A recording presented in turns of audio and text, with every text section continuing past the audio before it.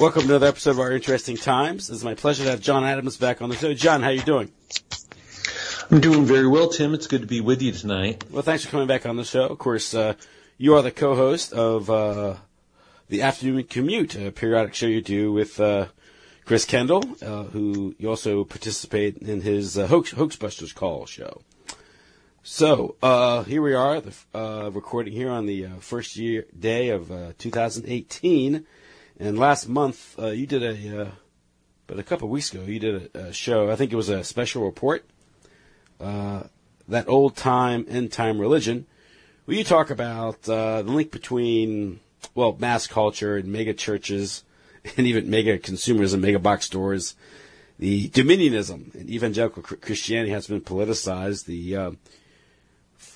This organization, Council for National Policy, in its relation to perhaps the intelligence agencies and U.S. foreign policy and Council for Foreign Relations, and sort of this manipulation or fomenting of religious or ideological extremism by the intelligence agencies. So, how do you want to sink your teeth into this one? Well, yes, so much to start with. Yeah. I think with what Chris and I were doing on that particular call. And you can go check that out, hoaxbusterscall.com. And like you said, the episode is called That Old Time, End Time Religion. There's been people who have analyzed the Council for National Policy and obviously mega churches and that whole type of culture.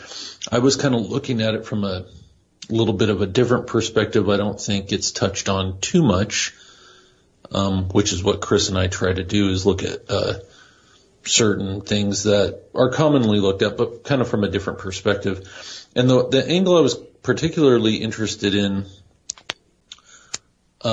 just coming from an objective standpoint, I don't dislike Christians or just want to qualify myself here.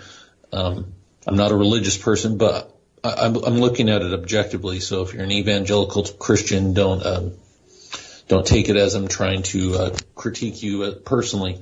But evangelical Christianity from basically, arguably from its inception and basically from the post-World War II time period, and really, once you get into the 1960s, is a very strange thing. And one of the things that it was primed for was the end of the world. And you see this kind of apocalyptic culture come up through Christianity. And, there's always kind of been that to a certain extent. People thought when the Great Depression was happening that the end of the world was happening. People thought the end of the world was happening in World War I or World War II. But this was a little bit different in it because you had, you kind of had mass culture and mass media, which is something that you and I have talked about multiple times, operating at the fullest extent by this point. And you also had these very interesting things all kind of coming to a head with protest. The whole kind of protest culture has come up in the 1960s. And obviously dialectics are being created during this Cold War period. I think I'm hearing a little feedback. Oh, you are? How about now? Yeah, do you hear that? No, I'm not hearing it now. Okay. So the Cold War period you get into, and so you have this threat of the Cold War.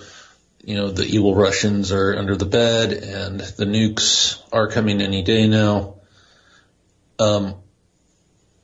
Also, around about the end of the 60s, as you get into the 70s, you have, the serial killer phenomenon magically starts to pop up, and Manson murders, and, all sorts of other apocalyptic type stuff, right? And around a little bit earlier, 1951, you have this thing that's called the Campus Crusades for Christ, which was started by Bill Bright and his wife, Vanetta Bright. And they started this at UCLA. And this is what kind of interested me, is because, once again, you have the phenomenon known as Southern California, which Chris and I have done extensive research into the history of Southern California as it plays out as a kind of culture creation device for the rest of the country and later the world. So one of their prime movers and shakers for this Campus Crusades for Christ that operates still today under the name of CRU, C-R-U, was a man by the name of Hal Lindsey. Hal Lindsey became very famous because he wrote a book, and that book was titled The Late Great Planet Earth. And The Late Great Planet Earth was a book full of predictions that Mr. Lindsey still makes these predictions today. You can go on YouTube and find daily updates from Mr. Lindsey about nowadays he talks about the New World Order. So, but he's been making these apocalyptic predictions for a very long time. Actually made a career out of it. And there's a very good article, I brought this up on the call, and it was interesting that this article was written just around the same time as I was kind of putting the final touches on the stuff for that call. And it's from Humanities Magazine. It's winter of 2017. And the article is titled "The Late Great Planet Earth Made the Apocalypse a Popular Concern." And so anyways, it just, goes on and gives you the basic history of the book and whatnot. And one of the things I thought it was pretty funny that they pointed out is that Lindsey was going around preaching the end of the world, yet he drove, sports cars and had office built, had a plush office in Santa Monica and had long-term real estate investments, stock portfolios and things like this. So, if the end of the world was coming, he certainly wasn't going out of his way to get rid of all of his earthly possessions. And long-term investments, yeah. Yeah, long-term investments, those type of things. But anyways, I won't go through this article. I'll just kind of touch on some types of things along this line. So what you had starting back with just kind of American Christianity, across the board, for the most part, you have, the worship itself, the worship service was pretty similar in nature. No matter what type of church you went into. And I would say, you're Catholic, Tim, but, do you go to a traditional Catholic church? Yeah, for the most part. I mean, it's a Novus Order church, but yeah, I mean, for the most part, it's you go to most mass any church in the area, and occasionally I go to another one, and it's pretty much the same. Yeah, it's okay. So the liturgy, it's all very they follow a strict form. Yeah. Okay, so to a certain extent, even Catholicism followed a similar pattern. One of the things I was getting into is that, like say here where I live, this whole area is covered with churches here in Southern California, and they're all of different denominations now, but maybe at one time there would be a Methodist church within 3 blocks of each other. And that was because churches and neighborhoods went together. And you didn't have to, and they followed a kind of formal, with similar services and whatnot, because you didn't have to go, travel, a mile away to go to this other pastor because they all kind of did the same thing. Yeah, and with Catholics, of course, you had parishes, and they still have parishes. It's organized along those lines. You parish to the diocese. Of course, perhaps 40, 50 years ago, it was more ethnic-based. You had ethnic neighborhoods with the church parish. It was more cohesive than today with suburbia. But so it's suffered a similar thing with the breakup of the urban neighborhoods, ethnic urban neighborhoods in the diaspora and the suburbia. So, and you do have people that do go parish. They'll go to another parish because it's more conservative or orthodox. Paris hopping, that. Right. Yeah. And you didn't, like I was saying, at one time you didn't really have to do this. Yeah. Like I was saying, since I've lived out here where I currently live, like I said, I'll attend a church on occasion. Unfortunately, for the most part, I'm disappointed, just to kind of observe and or attend something for family or something. But I did, yeah. So there's a Catholic church, but I have to literally drive 12 miles away to get a Catholic church where they have more of a traditional kind of service. Yeah. I did go to this one right up the street here one time, and it was like going to an evangelical church. So it was a charismatic Catholic church, which was interesting because I'd never even been into one of those before. And I wasn't even really expecting it because the exterior was very deceptive because it looked like a normal, regular Catholic church. And then I went in there and it was literally like going to an evangelical church. And I was pretty surprised. And so like I was saying, at one time, this wasn't a problem. This wasn't an issue. The worship services were across the board, whether you were Lutheran, Methodist, whatever. The worship services were all the same. The reason I'm making such a big point about this is because by the time you get into the late 1950s, 60s, a whole lot of things had kind of coalesced, and I don't think it's by accident, into this idea of new kinds of worship.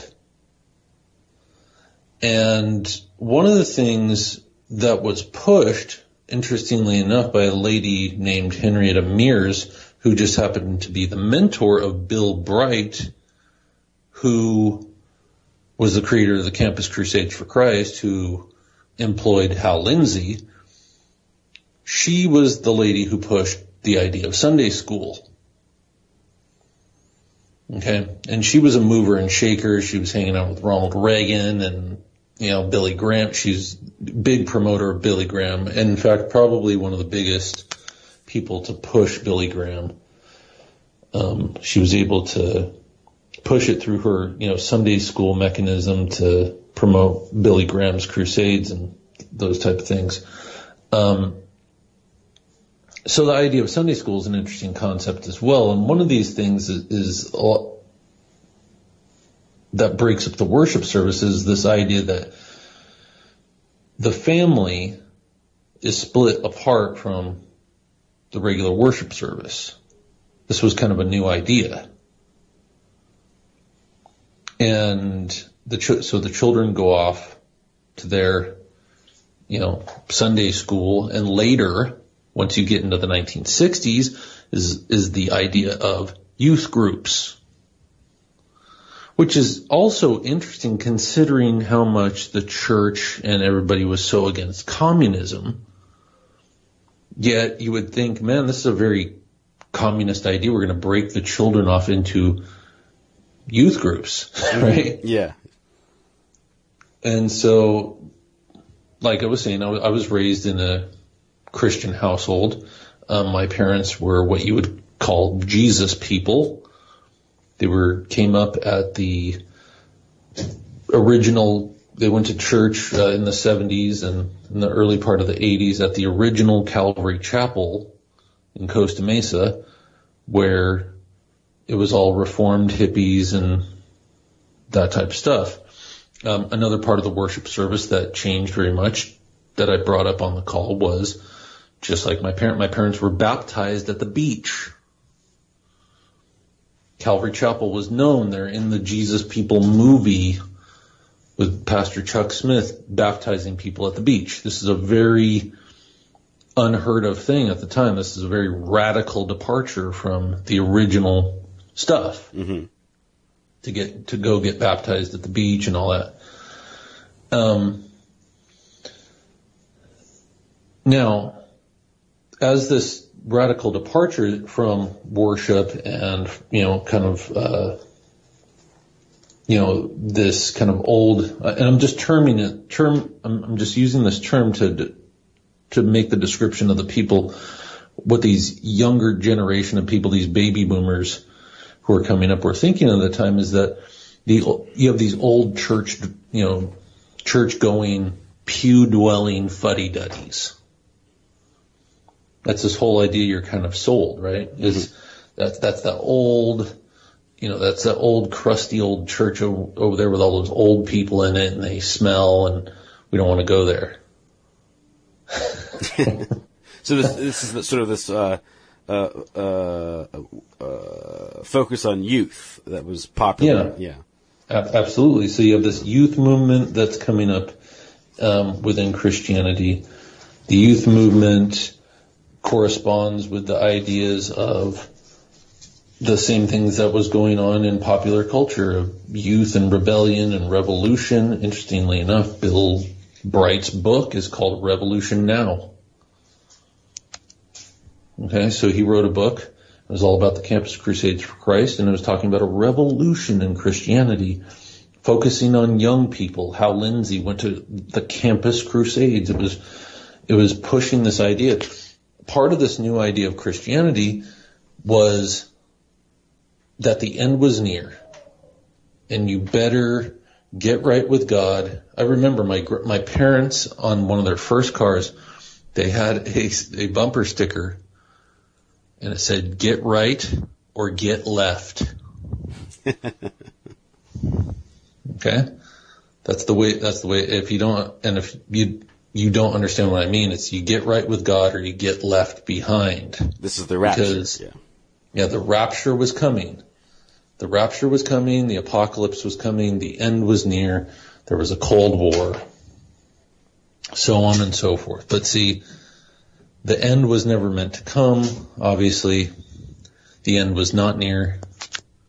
The end didn't come. But as you move through the 1970s, and I'm just kind of wrapping this up in a pretty little bow here, is as you move into the 1970s, you have a kind of transformation of Christianity on a whole, one out of the local churches into the mega churches, because out of this Jesus movement, out of this Campus Crusades for Christ, you get the mega church movement. So the localities are broken up, and everybody's moved into the mega church. Now you don't go down the street to go to the local crusty old people sitting in the pews. No, you want to go to the big mega church where they jump up and down and have the flashing lights and the rock band and everything else, which helps break up the community as well.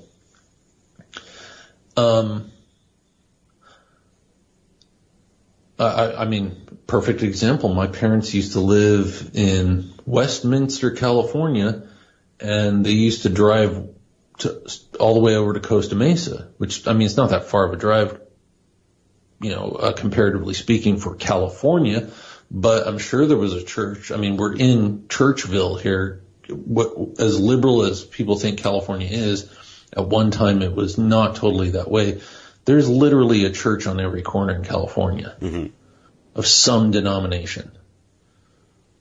Okay, so if it's not a Methodist, it's a Lutheran. If it's not a Lutheran, it's a Mormon church, or it's a Buddhist temple. We've got everything here.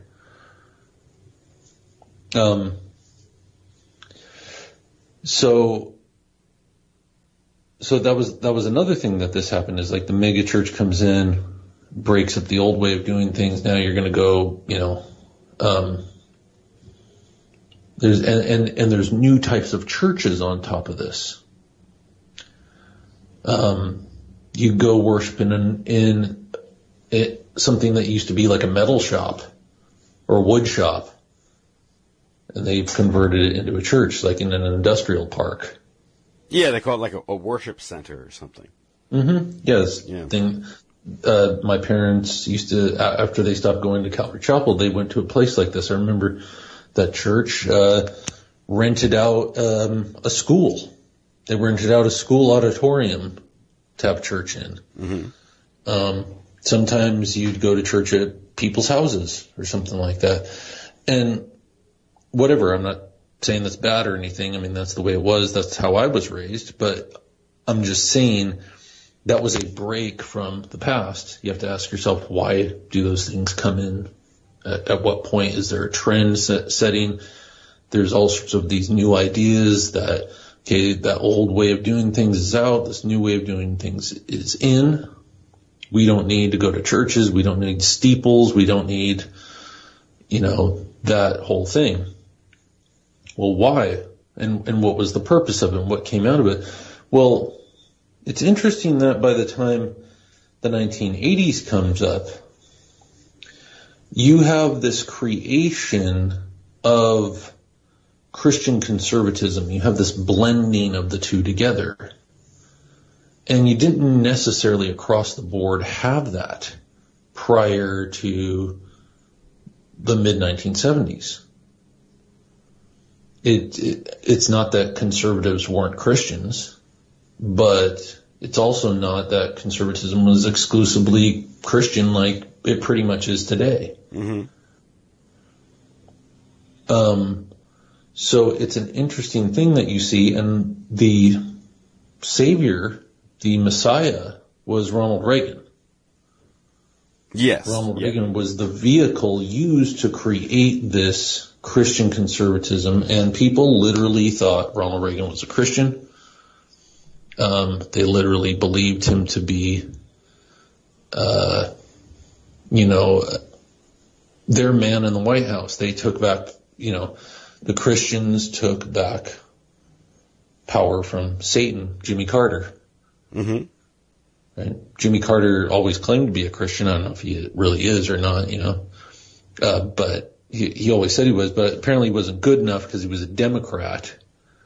And I'm not getting into politics here. I don't care either way, because whether it's Jimmy Carter, Ronald Reagan, Donald Trump, or Obama, it doesn't make any difference to me. But you see the dialectic at work here. It's like, mm-hmm. Okay, they were bringing Christianity fully into conservatism. It was politically fueled. It was moving those things parallel to each other and then merging them. And it succeeded. You created a base from the radical youth of the 1960s, the ones who, went astray after the hippie dream didn't come about. They went to all different types of things. A lot of people went into New Age and cults and whatever. And then the new Christianity was also one of these things that came out of there. And I think there's a lot of evidence to support that there was a guidance from government, and they had their hand in this as well. It's also interesting that a lot of this stuff comes out of Southern California, considering the stuff we've talked about in the past about Southern California. This is back in the 1950s and 60s, this is the hub of aerospace and military industrial complex. It's a very, very conservative anti-communist region at that time period. And it just so happens that a lot of the major mega church slash televangelist type stuff is centered right here in Southern California. Would you go figure that, Tim? Yeah. What an interesting. Let's just go over a couple of them. So, like I said, Calvary Chapel is in Costa Mesa, literally just a mile up the way from it, across the freeway, is TBN. The studios, the whole bit, the Paul and Jan Crouch and, Hal Lindsey and whoever else, Kirk Cameron, whatever. They're all there. Just a couple miles up the freeway, you've got Saddleback Church. Rick Warren, Council on Foreign Relations member, probably one of the biggest mega churches in the world.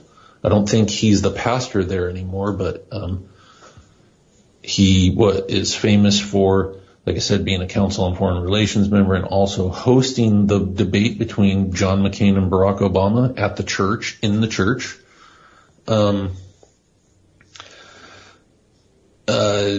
Coming back up the freeway and going a little north, you'll run into the city of Orange, which is home to the Crystal Cathedral. Schuler's, right? Robert Schuler. Yeah. Of course, Robert Schuler is interesting because there's a lot of things interesting about him. No doubt he is, some sort of Freemason. Obviously not anymore, but he was. And that used to be a drive-in theater or something? At one time it was. That's what, you have a lot of these newfangled worship type stuff. Talk about that. He bought a drive-in movie theater and had a church where you would literally drive in and sit in your car to go to the worship service. Like a movie, like a drive-in movie theater. And then on top of that land, he built the Crystal Cathedral.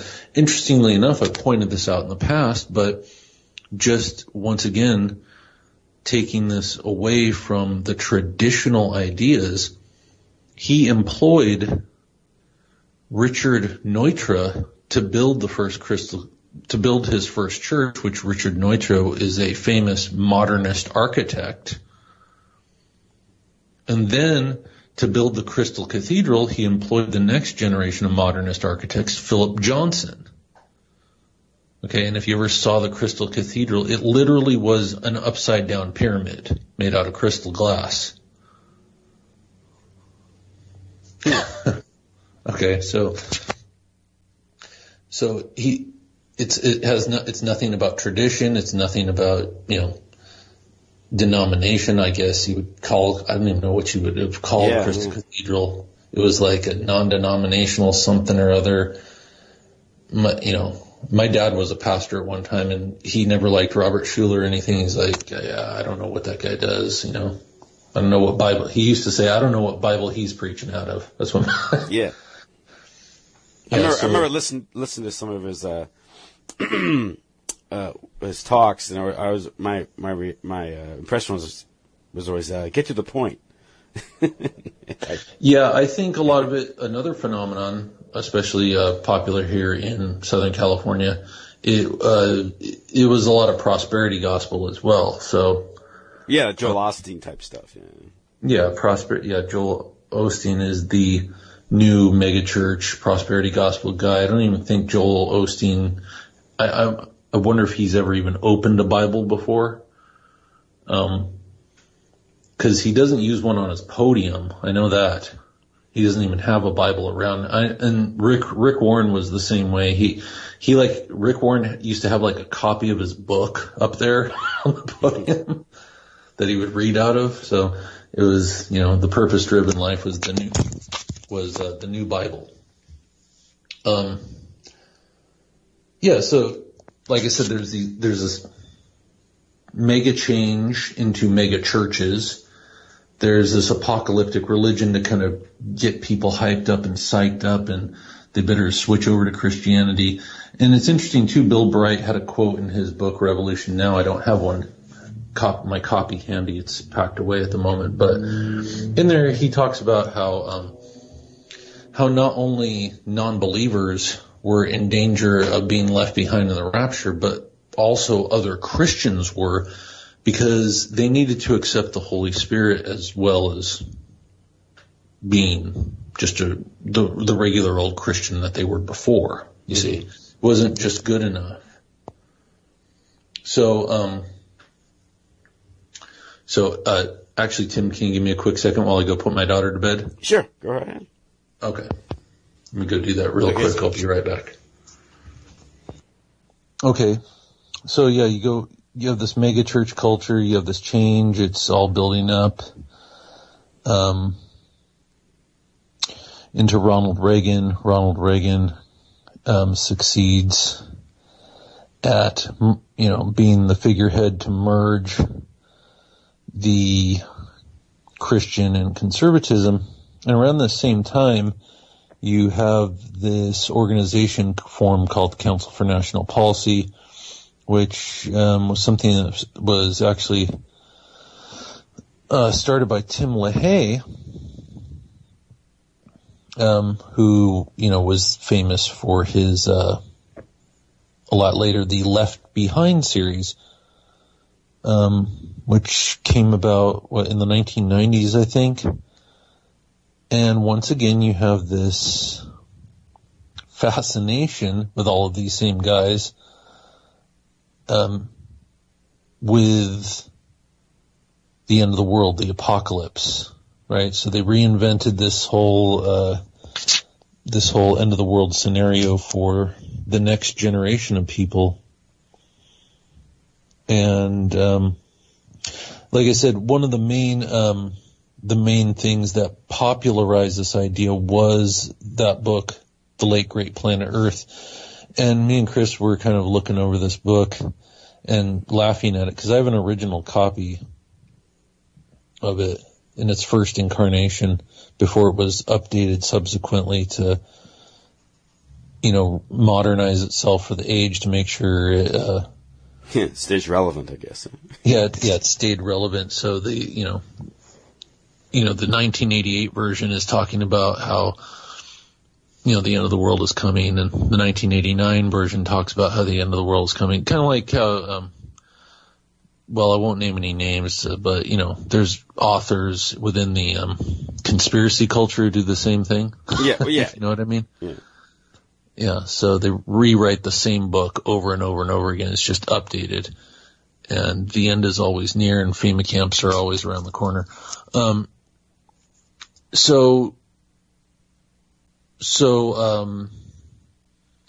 were looking over this original copy of The Late Great Planet Earth, and it's pretty funny because Lindsay actually goes into scripture, and he takes some leniencies with scripture in particular. Like I said, I'm not a Bible scholar. I don't claim to know any about that stuff. I've read the Bible, and I get the whole idea. I read it a couple times. And I'm pretty sure that when Ezekiel is talking about, fighting armies and things like that, he wasn't talking about the Red Russian Army. Only Hal Lindsey makes this claim in his book that that's what he's actually talking about, and that when they were fighting, they were going to be using nuclear weapons against each other. So that's one of his claims. You can literally, I'm not making this up, you can literally go into the book, The Late Great Planet Earth, and he says in there that the book of Ezekiel is referring to America fighting the Russians and using nuclear weapons on each other. Okay. So this type of, this acquires the name dispensationalism. Mm-hmm. And so you have this kind of dispensationalist idea that runs really through, we didn't really get into this on the talk. Chris and I didn't really get into the 80s. I will get into the 80s again in another talk, but dispensationalism becomes evident in, a lot of people who become associated with government, and there's kind of this, this weird idea, it's a very strange one, that, that in order to bring It's almost like you recruit people in a weird way to be to think that if you can bring about the apocalypse, that will bring back Jesus. Well, that's the whole thing behind the Schofield Bible, right? Yeah. So it's that if you were to get into a particular position of power within government, you do everything in your power to cause war and wreak havoc. I'm not saying that people have ever done this, but I've actually seen people say this. Like, we need, they were talking about this when Bush and the Iraq War. We need this war in order for Jesus to come back. Yeah, that's Christian Zionism, I guess. Yeah, well, interestingly enough, that plays into this as well, because Hal Lindsey openly calls himself a Christian Zionist. He and so all of these things, interestingly enough, Jay Dyer actually hit me to something that F. William Engdahl had kind of wrote about the Crusades being used by the Pentagon. And some interviews that he did, talking about this particular subject, also pertaining to wars in the Middle East. This kind of idea of the modern day crusade. Yeah, wasn't that General Boykin or something in the Pentagon? Around 2001, 2002, got into some controversy because he had said some things regarding, the jihadists and Muslim extremists, these things. Yeah. So, one thing I also want to point out is that at the same time you have this radical form of Christianity, this new evangelical dispensationalism, coming up during the 1960s and 70s, what other radical extremist religion is being born at the same time from basically the same intelligence agencies? Well, I guess in the 70s you have this, the creation of Islamic fundamentalism. Right. Yeah. I would even say as far back as the 60s personally, because I think what happened was they introduced those texts, and then by the time the 70s comes around, you start to see the manifestation of this and this alleged idea that there, are killer Muslims everywhere. Yeah, there was USA Aid had a contract with the University of Nebraska Omaha, and within the 70s they'd spent like $51 million producing books, literature, and pictures to sort of radicalize military things and sort of disturb things. The madrasas themselves were funded through the ISI in Pakistan, these things. Yeah, and the main focus was the reinterpretation of the idea of jihad. Mm-hmm. It was not a personal jihad. It was an external jihad. It was war that needed to be waged. And so this was the new thing to teach. And one thing applied domestically, you mentioned some of this phenomenon of Ronald Reagan and the moral majority, this coming of age or the coalescence of a political consciousness of evangelical conservatism, basically getting behind the Republican Party. And this same thing also occurred in the Catholic community because of the culture war in the 1970s. By the mid-70s, the Democratic Party became increasingly liberal on cultural issues, abortion, emerging gay rights, and it was Nixon who dismissed McGovern as the party of amnesty, acid, and abortion. And Reagan played on that too. Reagan, sort of played the pro-life Trump card in 1980, and this caused them to rally around Reagan. And so these issues, whether it was feminism at the time, sort of the cultural issue, abortion, and you had Life magazine, pushing things like teenage pregnancy, and you had I think it was SECUS, the Sexual Education and Information Council, pushing sex education in schools and these things. From this, you get a harsh political reaction, which culminated in the election of Ronald Reagan in 1980. And so, again, the political landscape, the cultural landscape, is being created for these things to create the political backlash, or at least to make people rally around or coalesce behind certain politicians and these things. So, yes, and like I was saying, you have these. Well, let me just read this. The Council for National Policy described was an umbrella still is. The Council for National Policy is an umbrella organization and networking group for social conservative activists in the United States. It has been described by the New York Times as a little-known club of a few hundred of the most powerful conservatives in the country who meet 3 times yearly behind closed doors at undisclosed locations for confidential conference.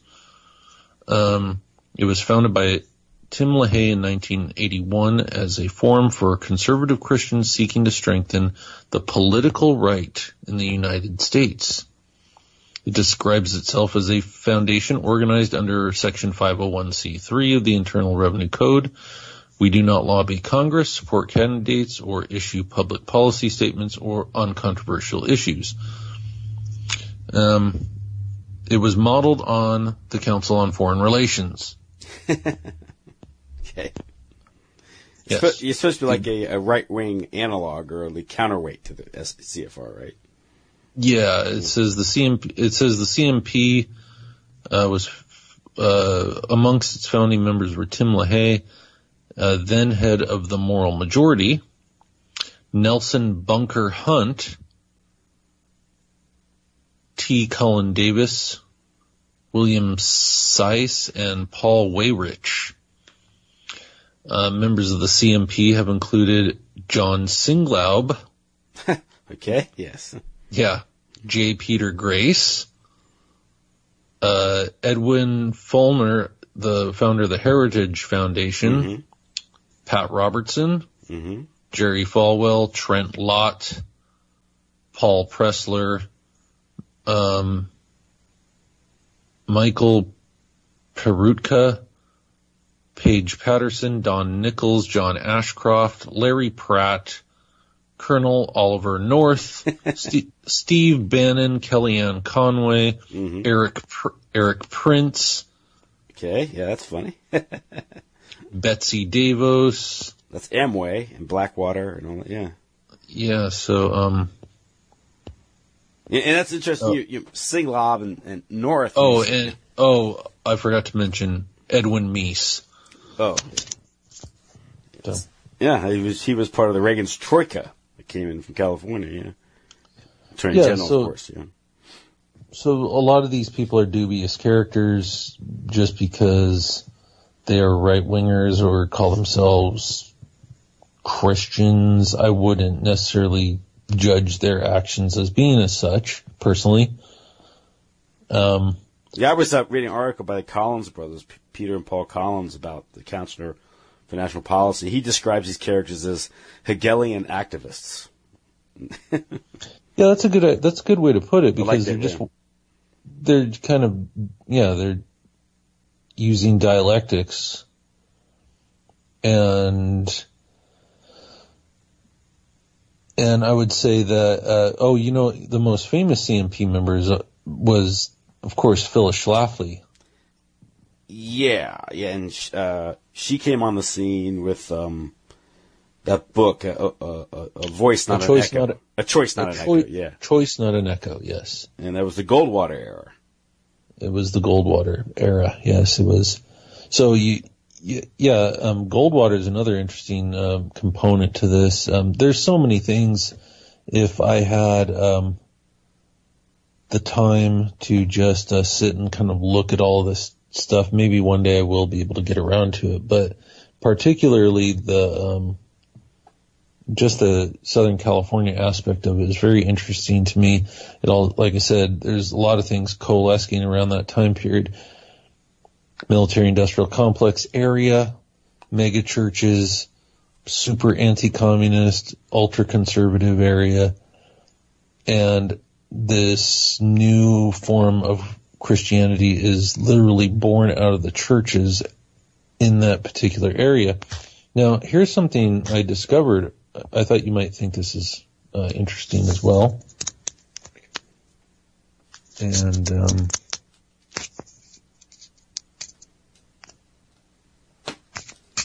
can you hear me okay, Tim? Yeah, fine.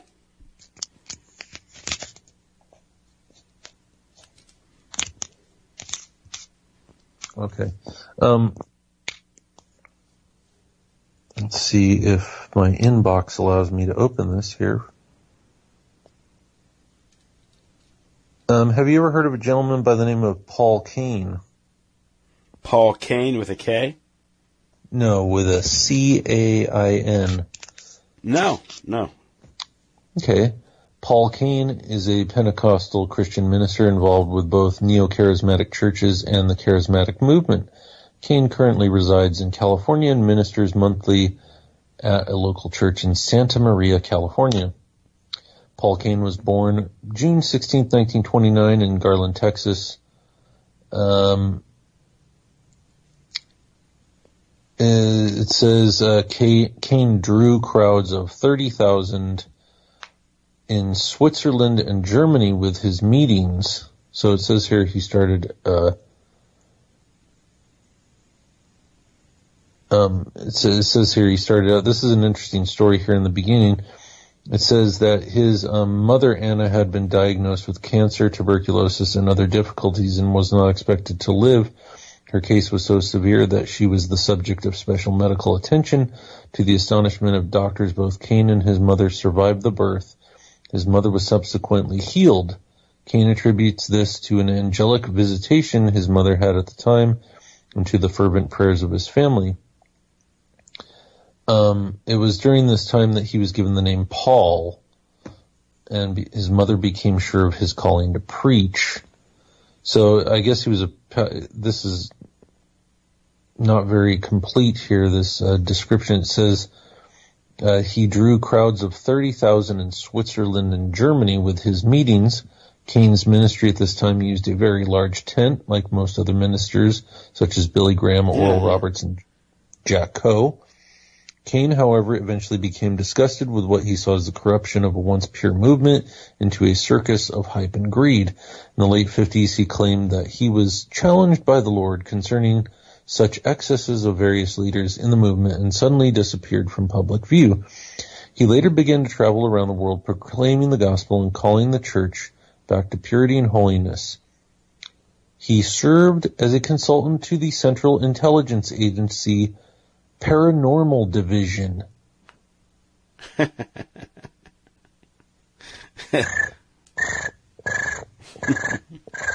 That's me making cricket sounds there. Let me read that again. Paranormal Division, huh? He served as a consultant to the Central Intelligence Agency's Paranormal Division. He was also a consultant to the FBI and was a presidential consultant and special envoy for 3 presidents. He ministered to many national and international leaders. During the Clinton administration, Cain went to Iraq to meet with Saddam Hussein. How come we've never heard of this guy? He also met with spiritual leaders, including key church and denominational leaders. Okay. In April 2004, Rick Joyner, Jack Deere, and Mike Bickle, 3 ministers who long held a close ministerial relationship with Cain, met with Cain to confront him about a homosexual relationship and several drunken incidents of public drunkenness. He denied these accusations, which led Joyner, Deere, and Bickle to release a statement in October stating that he was unwilling to participate in the restoration process. However, in 2005, Cain stepped down from the ministry and issued a letter of confession.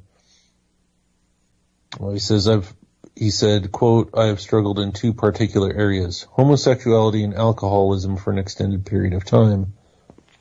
So now you have human compromise. Because the string of like deviance or homosexuality is like all throughout like the CNP suspicions of the Council of National Policy and yeah. Well, Trent Lott always strikes wasn't he involved in something like that? I'm not familiar, I think, with Trent Lott. There was that other senator, with the in the bathroom with his shoes. What was his name again? Oh, yeah. Colorado, I think. Oh, I'm thinking of, what was that dude? Ted Koh? Okay. Something like that. I remember that. It was like a minister in Colorado or something, right? You had Haggerty, right? Ted Haggerty? Ted Haggerty, not. Yeah, Ted Haggerty, was, apparently, methamphetamine, prostitute. That's another weird one, though. There is another weird group, Ted Koh. Isn't that, there's that weird group in D.C., The Family? Are you talking about you're talking about the Finders? No, The Family. You never heard of The Family? The Family. Okay, the Family. Yeah. You know what? You should get that dude on who wrote that book, The Family, Jeff Charlotte. Mm-hmm. You should try to talk to that guy because nobody ever interviews. I've only heard a couple interviews with that guy. And what's interesting about this book, The Family, is I've been into several libraries where this book has been discarded. Oh, really? Like, I find it in the discard. I actually have like 2 copies of it over in my boxes.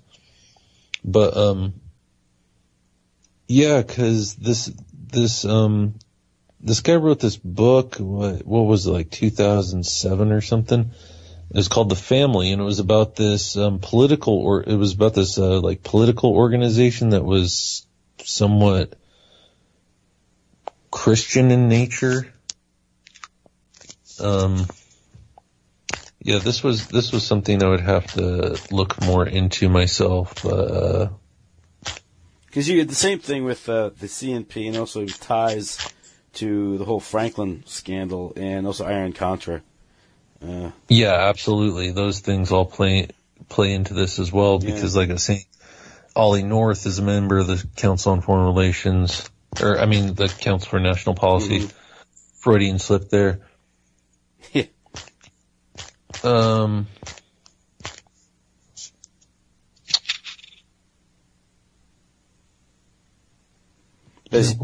you hear this guy, Paul Kane. He seems to be some sort of like intelligence operative. Yes. Now, interestingly enough, okay, you know how I heard of Paul Kane? No. All right. I heard of Paul Kane. I'll just go ahead and read this to you here. Charles Ward Smith was an American pastor who founded the Calvary Chapel, beginning with the 25-person Costa Mesa congregation in 1965. Smith's influence now extends to more than 1,000 churches nationwide and hundreds more overseas, some of which are amongst the largest churches in the United States. He's been called one of the most influential figures in modern American Christianity. Charles Ward Smith was born June 25th, 1927 in Ventura, California, to Charles and Maud Smith. He was the second of 3 children. After graduating Santa Ana High School in 1945, he graduated from Life Bible College and was ordained as a pastor for the International Church of the Foursquare Gospel. In the late 1950s, Smith was the campaign manager and worship director for Paul Kane. No. Okay. After being a pastor for a different denomination, he left his denomination to pastor a non-denominational church plant in Corona, California, and eventually moved to a small pre-existing church called Calvary Chapel. Okay, now this is very interesting. So here we have so if you've ever seen the Jesus People movies, part of it focuses on the cult known as the church, the Children of God. Everybody's familiar with that, I'm sure. And then the other part of it focuses on the Jesus movement, which shows footage of people going down to the beach and I don't think Jesus people were bad. Like I was saying before, I don't think evangelicals are bad. Probably most people who have Calvary chapels, even the pastors themselves, I don't think they're bad people. Okay. I just think this movement doesn't show up on the cover of Time magazine and get a movie put out about it and everything else. Pardon me. And, excuse me. And all this stuff kind of, rolling with it at the same time. And you and I have discussed this before, Tim. Yeah. Obviously, these movements, they just, naturally through grassroots phenomenon just gather, momentum, right? Isn't that how it works? Mm-hmm. Yeah, it's just, it just catches on. It's just like me and you talking on the phone here, and then all of a sudden, hey, Tim, you heard about this really cool thing down here? And you're like, oh, cool, I'm going to go start one of those in my area. And then that's how it works. Yeah, it's the free market of ideas. And yeah. Okay. And then the next thing you know, just through me and you talking about it on a phone call, it's on the cover of Time magazine, and they're making movies about it, right? Yeah, and people are famous because they're just so exceptional and rich. They're just exceptional. Yes. So like I was saying, one of the churches that they're showing is Calvary Chapel. The people are going down, they're getting baptized. Literally, the Christian rock music movement was born out of this church.